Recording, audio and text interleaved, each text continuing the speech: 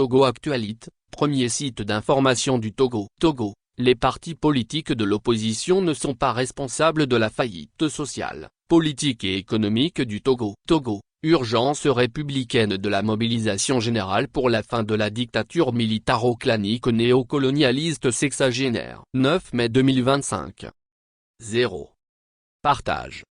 Le tournant historique et point de bascule politique du 22 février 2020 ayant transformé l'élection présidentielle en un référendum populaire avec un taux de participation de 76,35% aggravé de façon indélébile l'écrasante victoire du souverain peuple togolais conférée à la dynamique Monseigneur Kpodzro, DMK, en vue de la souveraineté intégrale du Togo, CITO, et de la véritable indépendance de la terre de nos aïeux. La conséquence de ce rejet sans précédent du souverain peuple togolais de la gouvernance inhumaine, de l'imposture et de l'escroquerie politique des prédateurs coalisés a été le sextuple coup d'État électoral, militaire, judiciaire, diplomatique, médiatique et constitutionnel survenu au lendemain de la présidentielle du 22 février 2020, et dont le 3 mai 2025 marque le tombé de rideau. Place maintenant à la lumière pour que reprenne la vie autrement fort des enseignements du spectacle du psychodrame politique mis en scène par Forgue Gnassingbé et son gang.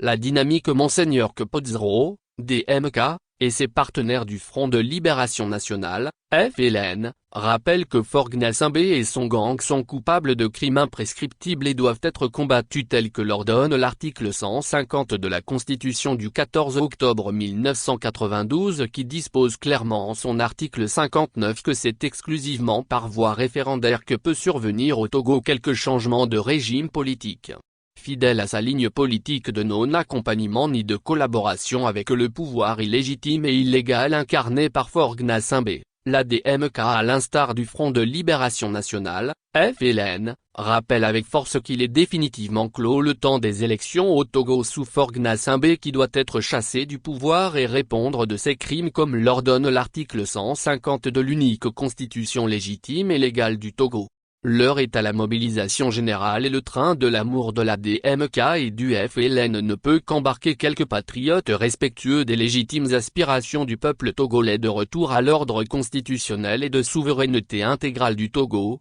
CITO, en vue de la deuxième et véritable indépendance de la terre de nos aïeux. Dans cette perspective, la DMK et ses partenaires du Front de Libération Nationale, FLN, informent l'opinion nationale et internationale qu'ils enverront une délégation à la réunion de concertation pour la mobilisation générale du samedi 10 mai 2025 dont ils ont été informés par courrier le 7 mai 2025 par la Dynamique pour la majorité du peuple, DMP, qui jusqu'au 20 avril 2025 a toujours brillé par l'absence à leurs invitations. L'intérêt supérieur de la nation nous appelle tous au sacrifice pour une mutualisation efficiente des énergies sur la base du plus petit dénominateur commun, PPDC, en vue de la libération nationale fût-il avec le courant réformiste actuel du RPT unir. Aux actes les citoyens et patriotes souverainistes relèvent la DMK et le FLN qui demandent expressément à toutes les populations togolaises au pays et dans la diaspora de commencer par s'apprêter pour le mot d'ordre de manifestation à venir sur toute l'étendue du territoire national.